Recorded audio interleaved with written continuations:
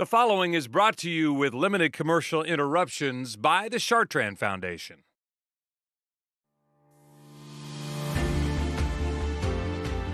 Everywhere we go in life, we are presented with endless choices in pretty much everything we do. From gas stations to banks to restaurants to grocery stores, Americans value choices because choices can mean freedom. But how are we doing when it comes to providing great choices for educating our children? The answer to that question is crucial to the future of our city. We have an obligation to meet the needs of our young people in real time. People are passionate about education, which is great. It's one of the most important issues facing our country, and we have to get it right. Well, I think it's critical that we have an outstanding school, no matter whether it is a neighborhood school, a magnet school, a charter school. Our children, no matter where they attend school, they're important. The ones that are not successful, we end up having to pay for them later on. So what exactly are we talking about when we use the words school choice? School choice so many times gets separated kind of into two pockets, traditional and charter. But there's so many other options for choice. Choice is probably one of the biggest reforms we've had in education, and we've had too few reforms in education. Opening our schools to choice and giving parents more options means that parents that feel like their community schools are not meeting the needs of their kids, they have other options. When parents and guardians exercise their right to choose, education is no longer passive. That one active choice can be life-changing.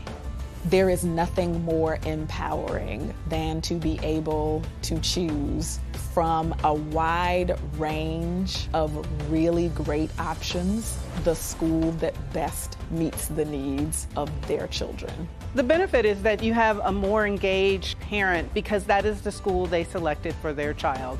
And students have an opportunity to choose the school environment that best suits them.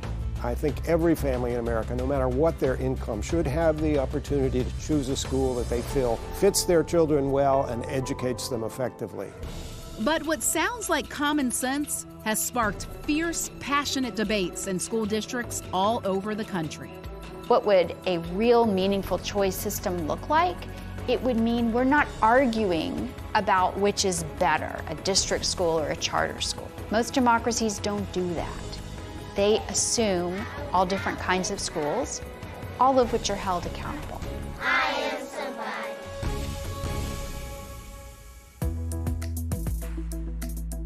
Hi, I'm Melanie Lawson, and as a parent of school-age children myself, I understand the passion in our community about educating our children in the best way possible.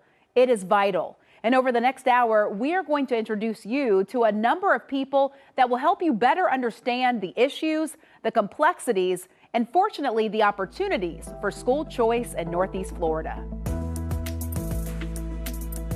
Ashley Berner is the Deputy Director of the Johns Hopkins Institute for Educational Policy in Baltimore. She is one of the country's foremost experts on pluralism, which in its simplest form is a structure for education that is funded and regulated by government, but where schools are not necessarily run by the government. There is actually a long history of choice in American schools, dating back hundreds of years. Up until the late 19th century, our school systems funded many different kinds of schools. Catholic schools, Protestant schools, de facto Jewish schools in some parts of New York, for example, secular schools. And because of the anti-immigrant, anti-Catholic sentiment in the 19th century, we started to constrain those. States began to restrict educational funding to one kind of school. It used to be called the common school, now it's called the district school. So business leaders and civic leaders during the progressive era pushed to create a more systemic public school system. They standardized, they centralized, they created lots of rules. So the result of all of those changes is a uniform school system. Public education is uniformly delivered by the state. It was good enough during the industrial era because they were mostly educating kids to work in factories and other kinds of fairly menial jobs. But the world has changed, and a high school degree is not a ticket to the middle class like it was when I went to high school. And because of that, public education continued to evolve. In 1973, Colin Powell and I were selected to be White House Fellows, and one of the people who selected us was Milton Friedman, who was known as the father of school choice, and he wanted a voucher for every student. We haven't arrived at that point, but certainly by the time I became the superintendent here, we had already arrived at a point where our school system had a rich array of magnet schools to give students a choice of any number of specialties they could focus on. For us, magnet programs was used as an opportunity to integrate our schools. I think the beautiful thing is magnet programs then became a pillar in Duval County. Families gravitate towards many of our magnet schools. I think in Duval County we have some of the strongest magnet schools. I think it's pretty obvious. You can look at the performance. I think that's where we've done a really good job, and we continue to do a really good job. I think Douglas Anderson is one of the best schools in the nation, and I think we can put it up against any schools. You look at the Stantons, you look at the Paxtons, and we have some traditional schools that are doing really well. Today, Duval County's magnet program has become one of the nation's most successful. Actually, magnet programs have flourished throughout Florida for several decades. And as that happened, another choice option arose. In one of the, I think, visionary moves of our state legislature, over 2 decades ago in Florida, we came up with the option of charter schools as a choice option to innovate. Which means charter schools were created to have more freedom than traditional schools to create their own curricula.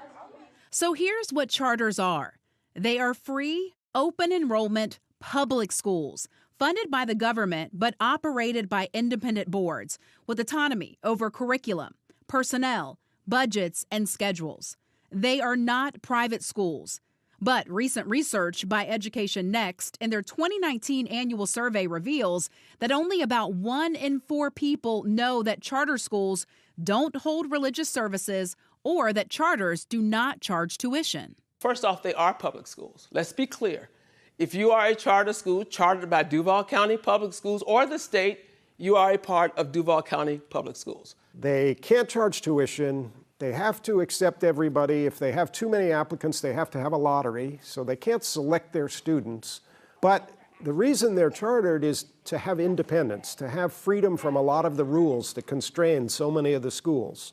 Freedom to create innovative school models, freedom to lengthen the school day, lengthen the school year. In exchange for that freedom, they're held accountable. The distinctive factor about a charter, though, is that the state has the capacity to close it down if it is not performing well. For the record, district schools can also face repercussions from the state if they fail for at least 3 years in a row. When you hold schools accountable and replace the ones that are failing with better schools, your pool gets stronger and stronger and stronger. In actuality, district and charter schools are just the beginnings of choice for education in the state of Florida, which is a national leader in school choice. Of course, there have always been private schools for those who are willing and able to pay for education for their children. And again, for those able to do it, homeschooling is on the rise in the state. Additionally, it is now possible to cross county lines to attend schools in neighboring counties. And thanks to the Step Up for Students voucher program in Florida, low-income students and children with disabilities are able to attend schools of their choice, including private schools with tax credit scholarships. We'll highlight some examples of those in just a bit. So specifically, what kind of choices can families take advantage of here in Northeast Florida? We'll explore the wide scope of possibilities when we return on Igniting the Future School Choice. When the winds pick up, when weather turns deadly, when a community comes together. There's only one weather team you can count on. That's when scientists become lifesavers and a breaking weather alert can keep you safe. When an app helps you find important answers, tracking storms minute by minute, right down to your street. When you want a station who understands why local is what matters most, News 4 Jax is the local station. I used to hate cigarettes. And then I went to smoking. I want to quit smoking to support my wife. That's a big part of what she want me to do for my kids. I don't want them to get secondhand smoke. It ain't gonna be easy, but as long as I got support from my family, I could quit. Family is important, man. 'Cause without family, man, you ain't got nothing. Visit tobaccofreeflorida.com to find free resources to help you quit your way. The Do-Up Project. The hottest Broadway stars from Jersey Boys and Motown the Musical. Celebrate the doo-wop sound from classic street corner harmonies, early rock and roll, and Motown to contemporary hits by your favorite recording artists. Come see the Do-Up Project. The minimum wage in America is disgraceful. People just can't live on it. In Florida, I launched a campaign to raise the minimum wage to $15 an hour, and at my firm, we pay every employee at least that much. It cost us millions of dollars to do this, but guess what? They're worth it. Our employees are happier and more productive, fighting for you. If you ever need us, visit forthepeople.com or dial #law on your cell phone. Morgan & Morgan, for the people. Shiny and bright always plays well for Valentine's Day. It's time to vote for Jack's Best. Head to newsforjacks.com/Jack's Best to vote for your favorite local jewelry store. Presented by Visit Jacksonville. Jack's Best, where you're the local expert. Is this the world's best sandwich? Nope. Lance's real peanut butter between 2 toasted crackers is the best. Pick up Lance sandwich crackers now in bite-sized minis. So as you're beginning to see, choice has emerged in Florida, and specifically in Jacksonville, in a very significant way. According to the Florida Department of Education, nearly 50% of children now attend a public school other than the one they were assigned to. If parents are willing to seriously look into their options, there are now many opportunities available. Here are just a few of them. A lot of people in Jacksonville know about district schools like Stanton Prep and Douglas Anderson School of the Arts. They've been nationally acclaimed for years. But did you know that there's a middle school at the beach that's a magnet for coastal sciences? Mayport Coastal Sciences Middle School has classrooms like you don't see anywhere else, celebrating and teaching marine life to their students. With their emphasis on learning by doing, in 2019 they proudly became a Jacksonville A school. What's happened at Andrew Jackson High School over the past decade is nothing short of spectacular. Since becoming a dedicated technology magnet in Duval County, Jackson has risen from one of the worst performing schools in the state to a B school each of the past 3 years. And what they're doing with robotics, virtual reality, and computer science is leading the pack in Northeast Florida. Clay County can also boast of a leading-edge school for technology in Lake Asbury Junior High, with an emphasis on science, technology, engineering, arts, and math. Lake Asbury, on a yearly basis, contends for national championships with their robotics teams. Did you know that there are now Montessori schools within the Duval Public School System? This is J. Allen Axon Elementary, and its unique style of teaching and learning has also earned its status as an A school for the past 4 years. But maybe one of the quietest success stories around the area is here at La Villa School of the Arts, another middle school in downtown Jacksonville. We hear many people say, "I never knew this school existed," but it's been here and excelling for many years because it's just not your typical middle school. Just about everything makes La Villa different. The school itself is kind of based on a cross between an apprenticeship model and a conservatory model. So students learn by watching and working with teachers that have walked the walk professionally and have done the kind of art or performing that they're trying to learn. 1, 2. But then there's the conservatory side, which adds the very academic piece or the depth to the artistic training that our students get. And then there's the real academic, because it's a school after all, and it's been an A school for 20 years since the school opened. So there's a lot of depth and quality across the board. And that depth and quality is what makes success stories like this one. Meet Elijah Manahay. He's an 8th grader at La Villa, and he is thriving. But it hasn't always been that way. In Elijah's elementary years, he was very much closed in. He's very quiet and shy. I didn't really like school because I was really bad at it. and I think I was a C student because I slacked. But that's when Elijah discovered his true love. Elijah, he loves music. He loves to play saxophone.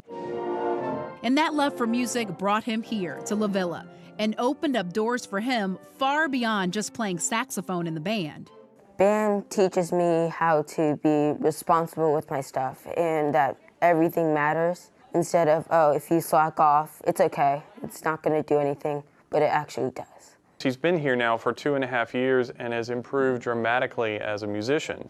But he's also developed a lot more personal organization and a sense of responsibility. That's a big learning curve and one he's really mastered. He's no longer procrastinating socially. He's still very quiet, but he's really come out of his shell a lot here. I'm doing really well. I have AB honor roll right now. I think in this school made a big difference in my life. The school is actually making a difference in the lives of many at La Villa, especially with some of the unique opportunities offered. We also travel. Like our Chicago trip with the jazz band this year is a national stage of international educators. More than 30,000 professionals will be there, and a band from La Villa is going to be performing in front of that kind of audience. We have students that come here that have no previous experience, and I think a lot of folks think I've got to already be pretty good at something to get in here, and that's not true as well. I think we've gotten pretty good about seeing a voice inside a student that has yet to be developed, and that's who we're looking for, and that's who we serve. Okay, so here's something else you might not know. Students in Duval County can actually earn 2-year AA college degrees while attending high school, like here at Lee High School. So at Robert E. Lee High School, we offer a program called the Early College Program. It's a national program, but our model here within the DCPS system is that we partner with Florida State College at Jacksonville. And the students who are in the Early College Program take all of their classes here at Lee during 9th and 10th grade. And then for 11th and 12th grade, all of their classes are at an FSEJ campus. Emily Merton is not only an ambitious senior at Robert E. Lee High School, she's also a competitive swimmer. That made choosing the right high school a little bit more complicated. So by choosing Lee, I get to fulfill my academic needs. I get to graduate with my AA degree. I'm still challenged academically. I have all of those credits that I would have gotten if I'd passed the other exams at different schools. But I also have the time and the opportunity to continue swimming. So I did choose Lee because I knew that I would be able to fulfill both of my dreams by coming here. Evan Quaintance is also a senior at Lee High. He followed in his brother's footsteps to come into the program. He thinks it's the best path to fulfilling his dream. My overarching dream is to eventually be a senator for the state of Florida and the United States Senate. So this program is perfect because it's allowing me to get my first 2 years of general ed classes out of the way and then go to my 4-year university and major in political science, possibly go back to school for my master's degree, and eventually go to law school. Obviously, the biggest challenge to this program is that it puts a young high school student on a college campus at a young age. At first I was a little bit nervous because the professors are a lot different. Teaching there is very different from the high school atmosphere. It's more of a lecture and you don't have as much classwork or interactiveness with your professor or teacher.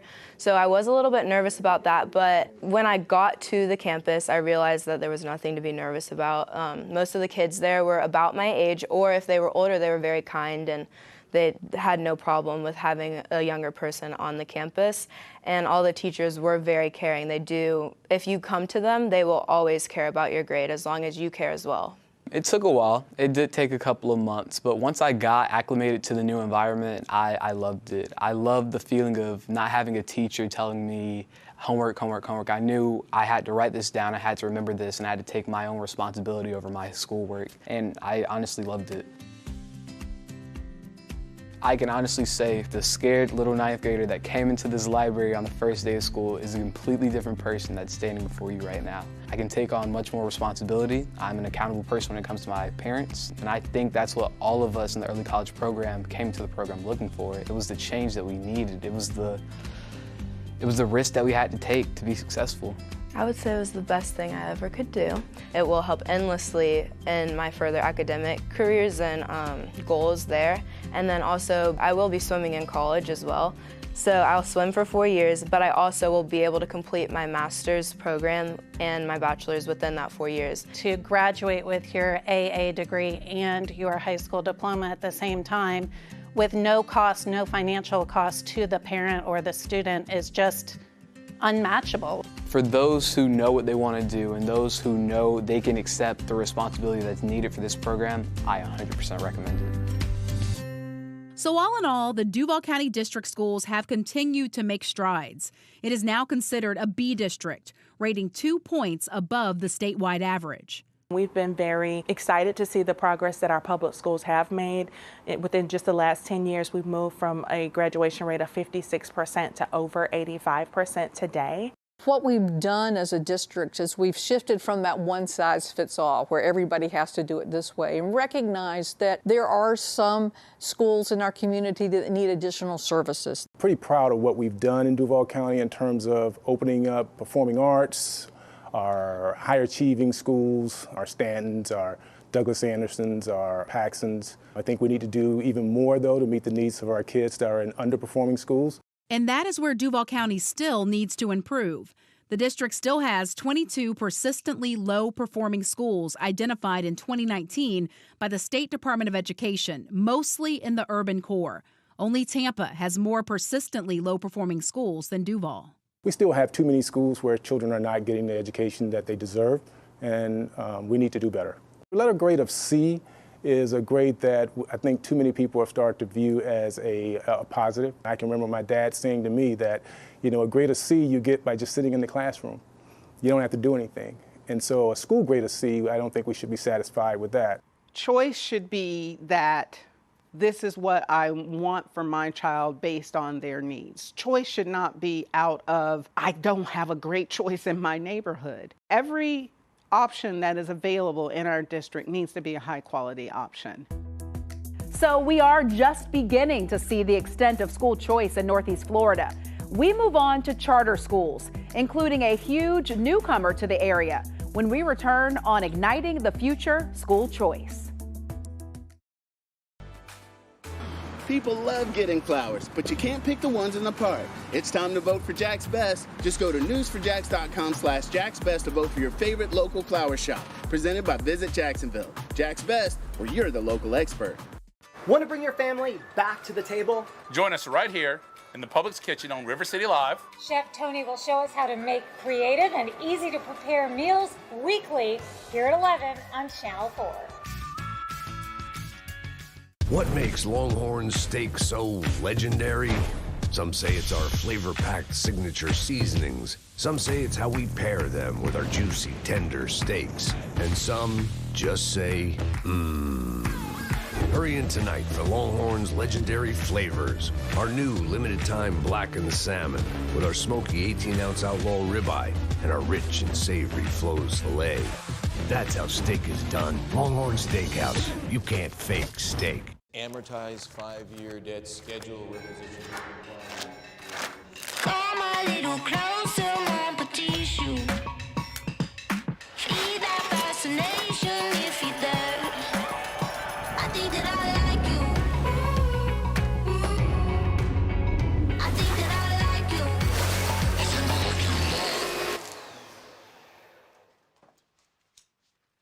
I think that I like you. She was a college student and she thought that she was safe.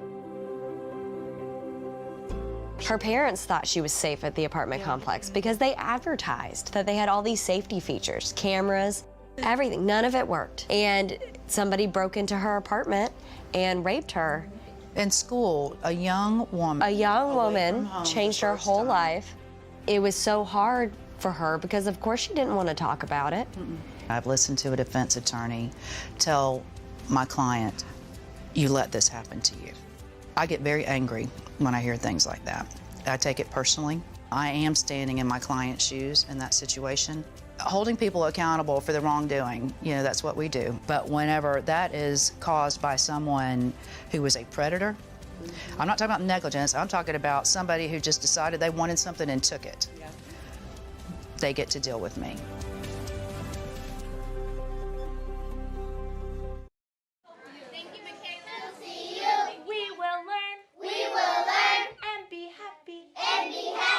As explained earlier, Jacksonville's charter schools are also under the DCPS umbrella.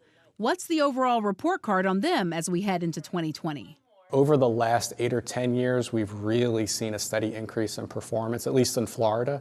And where we see, I think, the greatest impact from charter schools is in historically underserved communities. So when we see improvements with students that are living in poverty, minority students, students that historically have not been served well within some of the traditional systems, and charter schools are making a big positive impact in those communities. The effectiveness of charter schools among minority students or students who live in poverty has been proven nationwide. In a 2019 study by the Thomas Fordham Institute, as the number of charter school students rose in a city, the academic performance of Blacks and Hispanic students in all public schools also grew. With 30% charter school students, Blacks and Hispanics saw average gains of between 15 and 19 additional days of learning per school year. Jacksonville currently has about 13% charter school students. It's not that there aren't problems with suburban schools. There are. But the problem is most acute with low-income kids. And to educate them effectively, we have to break out of the usual mold. And that is exactly what has happened here. This is Wayman Academy, a charter school in Jacksonville's northwest quadrant near what was formerly known as Eureka Gardens. It's in an area with very unique challenges, but Wayman has answered those challenges in extraordinary fashion. Despite struggling when it first opened in 2002, by 2016, it scored its first B and is now considered an A school. Every student here has a story, and you never know what they went home last night and had to deal with. The children we service are the kids who are used to gunshots. Before they get to the school, they have to learn how to hide in a bathtub to protect themselves. I've had students that they cook dinner for all of their siblings, and all their siblings are younger than them, and they're in 3rd grade. They're the kids who the last meal they have for the day is at the school. They go home, they're hungry. I've had students that had the same uniform on from Monday to Friday. Their parents weren't there. They're never there because they work the 2nd shift. So they have to survive all those challenges, gunshots, drugs, gangs. All of this is very normal for the students who are coming from the neighborhoods. Sometimes I go home and I'm thinking, wow, some of these kids have seen things that I've never seen in my entire life. When you're getting those kind of students in your school, for a school and for the students, the biggest challenge is how to adapt now to learning.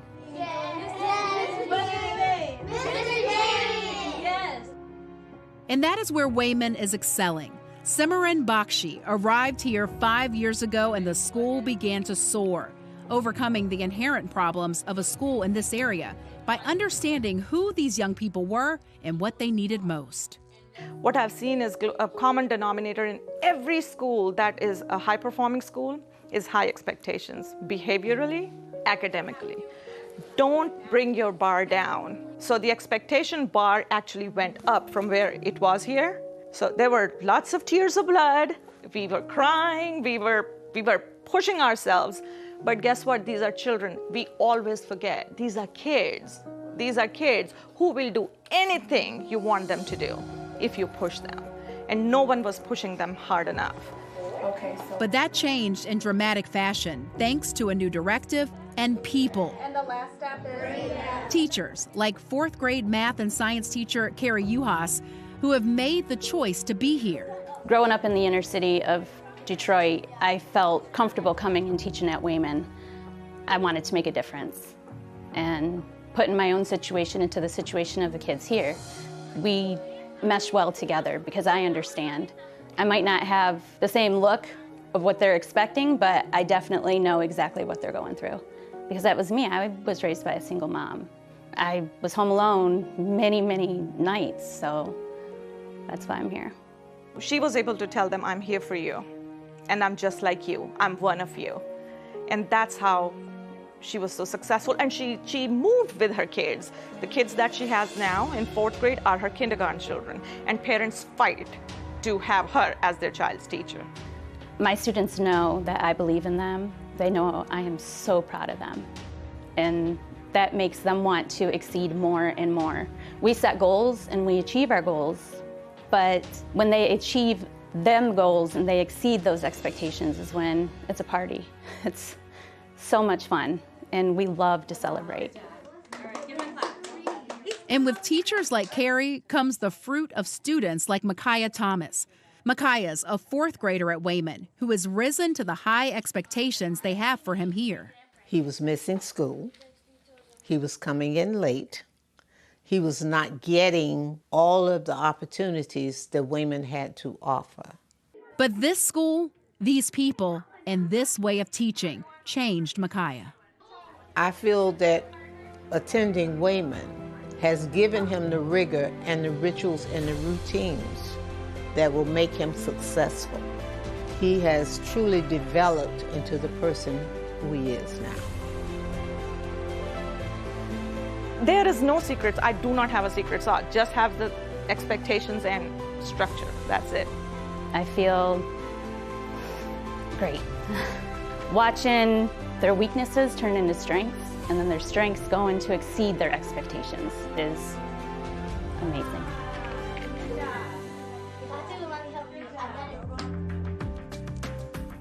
KIPP is another public charter school on Jacksonville's north side. KIPP is actually a national organization with schools all over the United States. They came to Jacksonville in 2010 and have thrived in recent years behind the dynamic leadership of Dr. Jennifer Brown. She has created a culture where the school's top priority is attending to the whole child, whether that means really knowing who the children are and where they came from, or understanding that hunger can be an impediment to learning and doing something about it by providing 2 meals and a snack to the kids every day.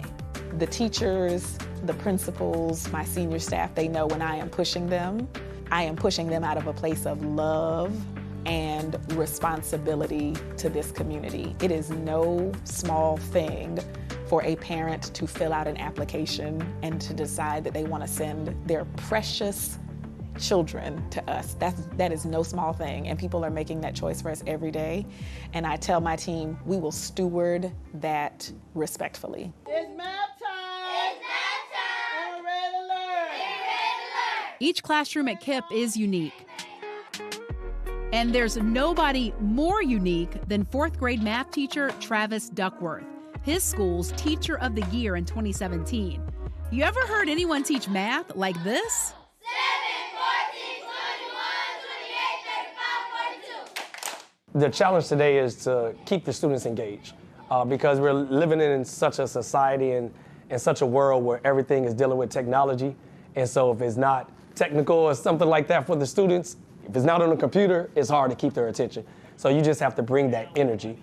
I think the culture that we have tried to create here is one that mirrors the Black family experience. We do lots of chanting as affirmation, right? We gotta read, read.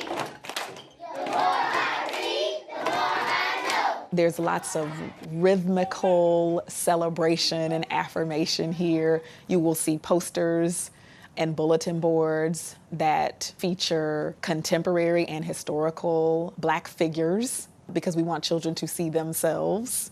That's the stuff, the cultural stuff, that makes me absolutely love this place. Now this sounds almost perfect. 4th grade writing teacher Audrey Hinton has a unique perspective of KIPP. She started as the parent of a KIPP student and then later was inspired to be a teacher there.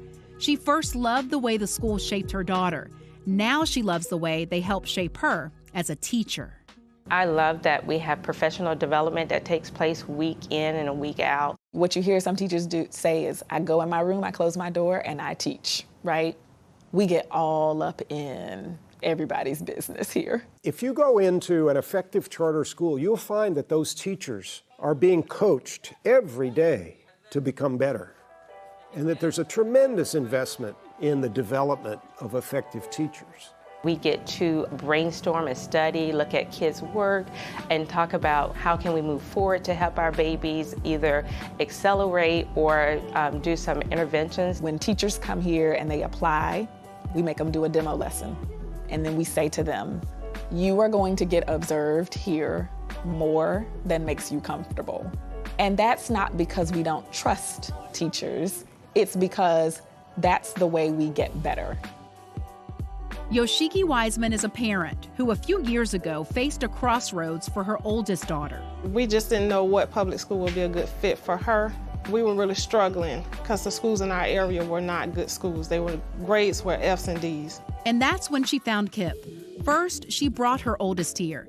And then because of her positive experience, she enrolled her other 2 children here as well. Here at KIPP, there's a totally different standard when it comes to behavior, when it comes to work, when it comes to trying to push children forward. Because we embody that college begins in kindergarten, they're so far advanced than their counterparts at the neighborhood schools. She's being taught that college is a possibility for anybody.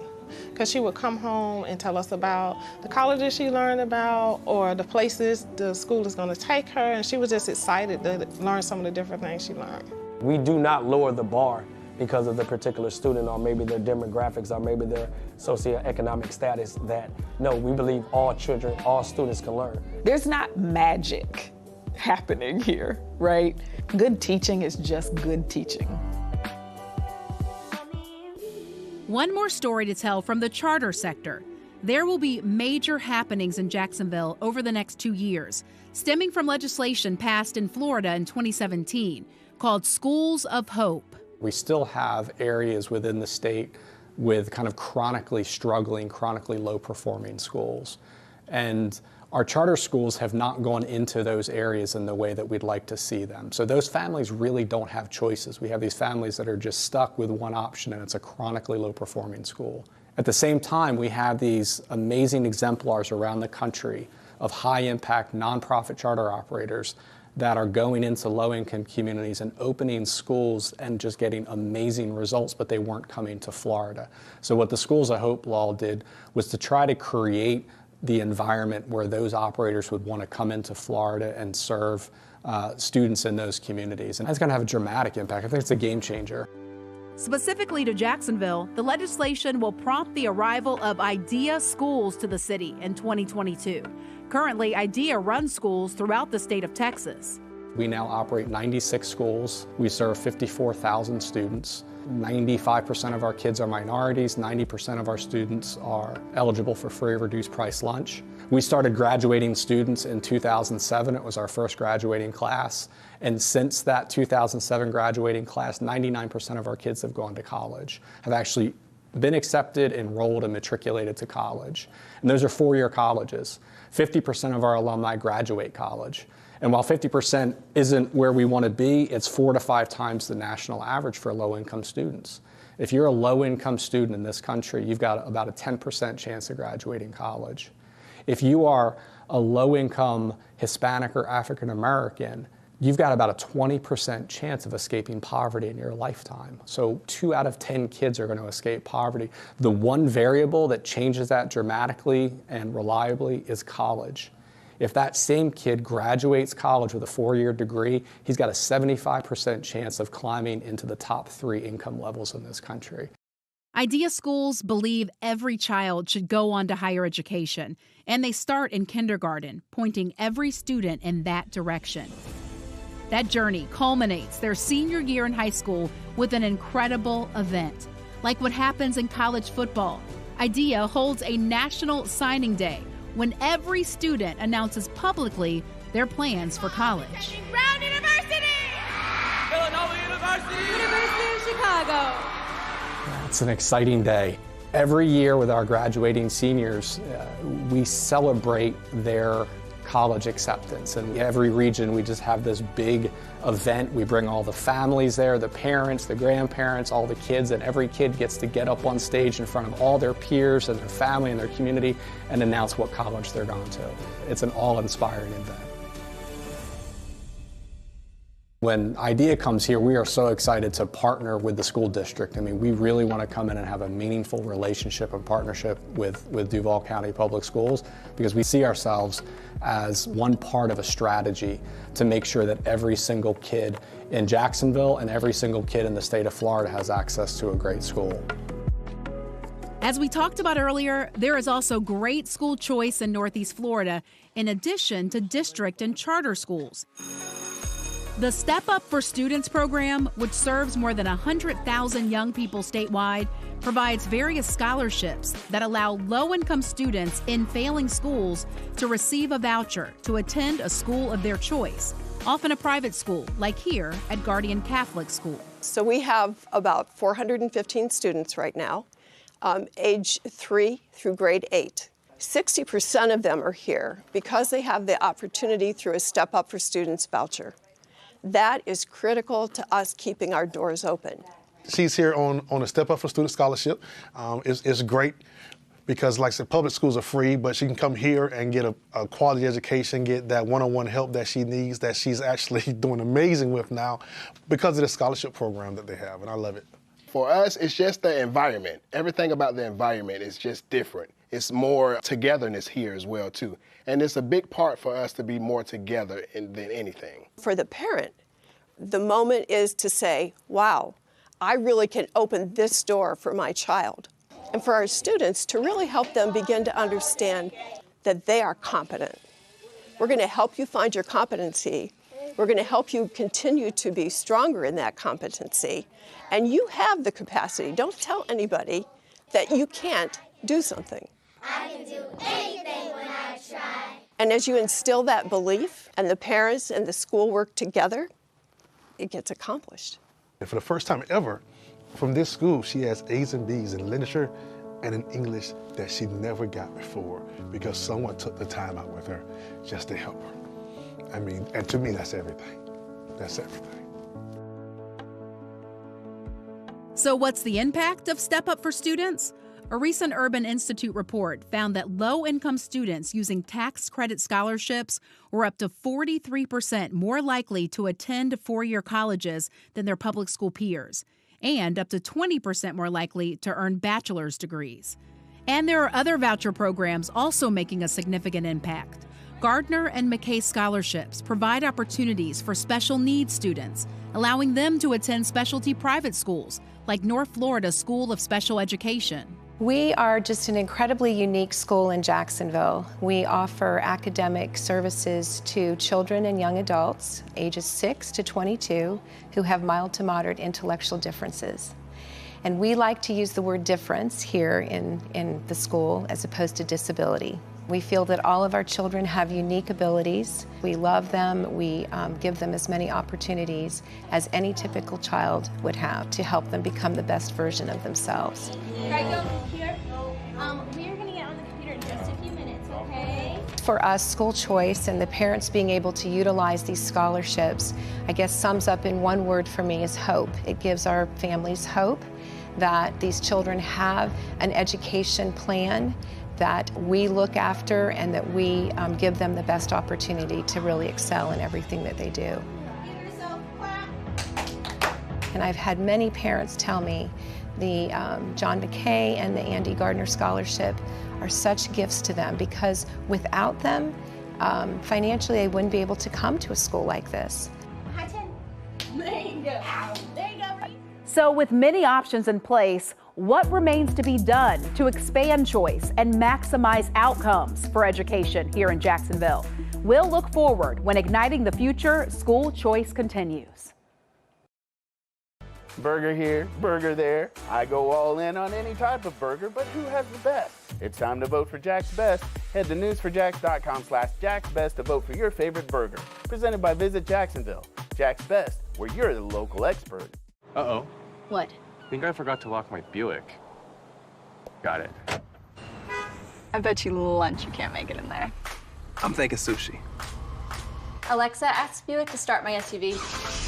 You can do that? You can do that? You can do that? Yeah, with the Buick. What? At the heart of every Buick SUV is you. Find out why Buick is #1 in dealer sales and service satisfaction. Pay no interest for 72 months on most Buick SUV models. Plus, current eligible GM owners get $750 purchase allowance. New Year's resolutions are hard. But streaming with Xfinity Internet is easy because now you can search less and watch more with a 4K Xfinity Flex device. Mornings are hard, but amazing speed and Wi-Fi coverage so you can catch the big game no matter what, easy. It's Xfinity. And it's simple, easy, awesome. Get Xfinity Internet today, and for no additional cost, add a voice-controlled Flex 4K streaming device. A personalized streaming dashboard that puts all your favorites in one place. Switch today.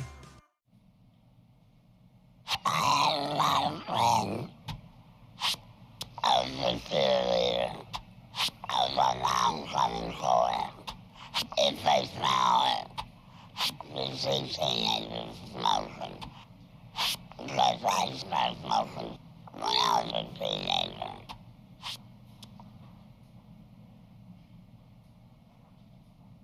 Quit your way. Visit tobaccofreeflorida.com. At Harrell & Harrell, there is no cost to hire us. There's absolutely no fee to sit down and meet with us. It's free, so call us at 251-1111 for your free consultation. Harrell & Harrell, don't settle for less than you deserve. You might have heard about this show before. Now we'll break it down using science. Sheldon, Leonard, Raj, and Howard, that's the Friendship Alliance. Sheldon knocks to the power of 3 for some reason. Multiply that by 12 for 12 awesome seasons. It all comes out to one incredible series. The Big Bang's the best one of all the theories. Big Bang. This is the Big Bang. Weeknights at 9 and 9:30 on Channel 4, the local station. So as we look across all these different systems of education, what are the elements that transcend all of them to make great schools? You've got to have a rich, rigorous, robust curriculum that's aligned to our standards. You have to have highly effective teachers. You've got to have strong instructional leaders. I think the most important ingredient, though, is high expectations. If you don't believe that every single one of your kids, regardless of their background, regardless of the challenges they bring with them to school every day, if you don't believe that they can learn, then the school is not going to reach its full potential. We have to expect a lot more of our children, and historically we have tended not to expect. Children won't work hard for a low bar, and we got to set the bar high. Young people have a way of believing what you tell them about themselves. So if you tell me that I can actually excel in probability and statistics or physics, I believe you. And that is shown to be true, particularly for populations that are of color and lower socioeconomic. But if you tell me all you expect of me when I graduate high school is mastery of 10th grade FSA standards in reading, I don't know where you're going to be in life if all you can do is read on the 10th grade level for the rest of your life. As mentioned, people are also key. Great innovative and forward-thinking leaders as principals. We've seen some great examples of these. And then, of course, having the most qualified teachers with everything they need to be successful. That can be a huge challenge. I wish we devoted more of our public resources to paying teachers better. Some places do, and it's paid off. Washington, D.C. is a good example. But it only pays off if you actually reform things at the same time, which Washington, D.C. has done.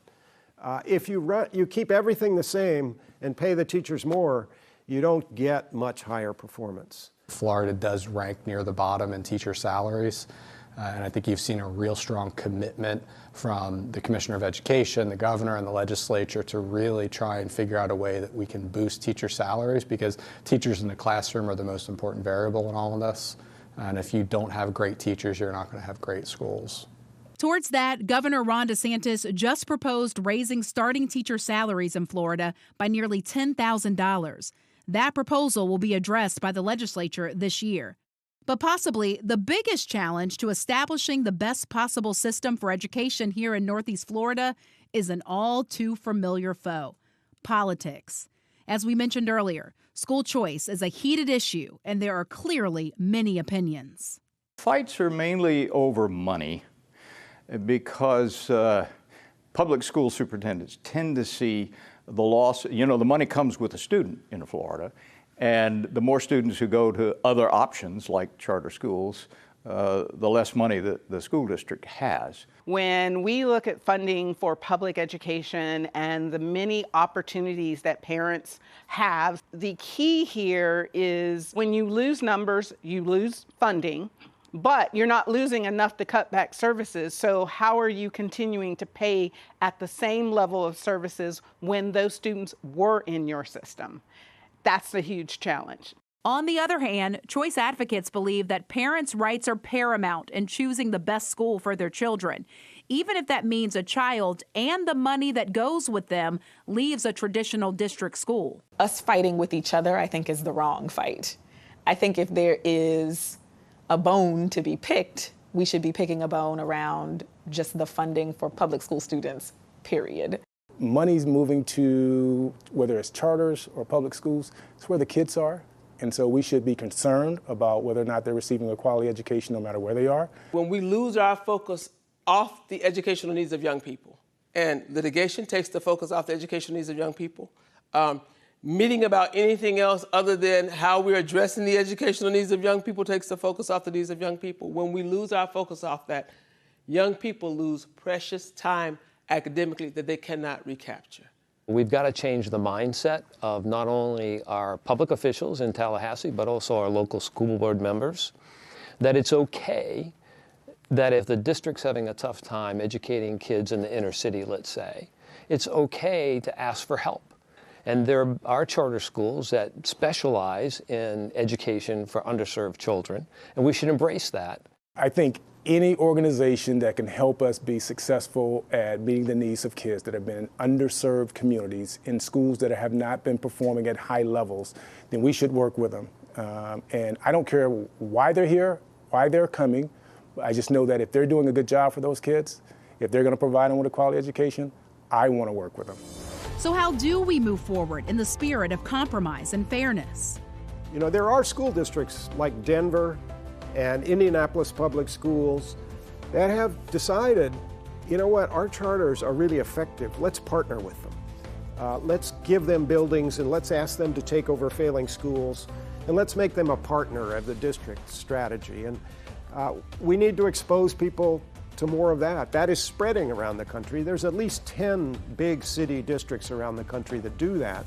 And I think we are really missing opportunities for collaboration. I think that there are things that we do well, but having worked in a traditional district environment, I know that there are things that are wonderful that are happening in district schools. And what would be great is for us to get together and to be able to collaborate and learn from each other. I think we bring out the best in each other.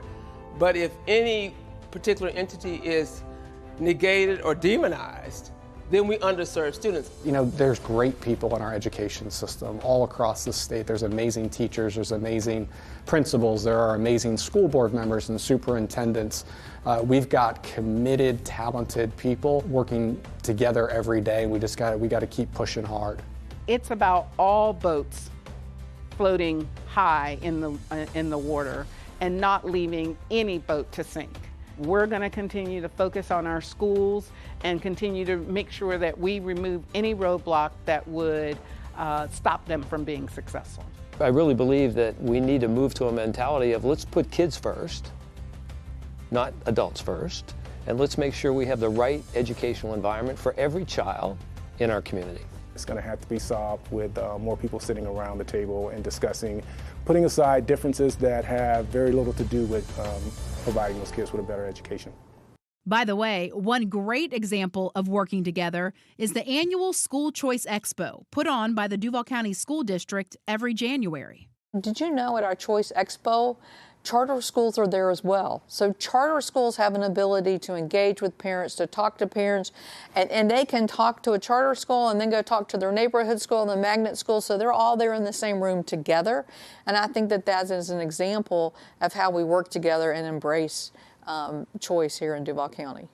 So clearly, working together more effectively is a next step for school choice. What else do these leaders see as keys to improving education in Northeast Florida?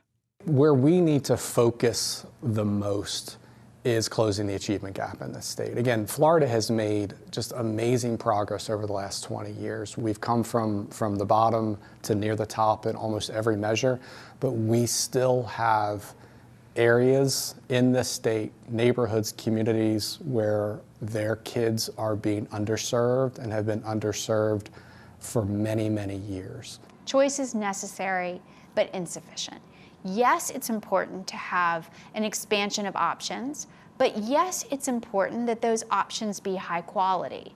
There's a lot of research in this country that shows that families who have the ability to choose are often dissatisfied with the quality of the schools they're allowed to choose from. Are there enough good schools? Education is about ensuring our society can move forward. The more our schools are high achieving, have high academics, the more our community will grow and prosper. If we do a better job, we help with crime rate, employment, and we open the city up to businesses throughout the country want to come to Jacksonville, experience our beautiful city, and so it starts with education.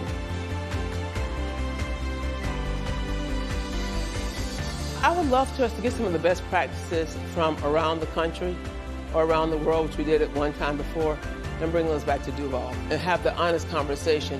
Is it better housed in traditional public schools? Is it better housed by a charter provider?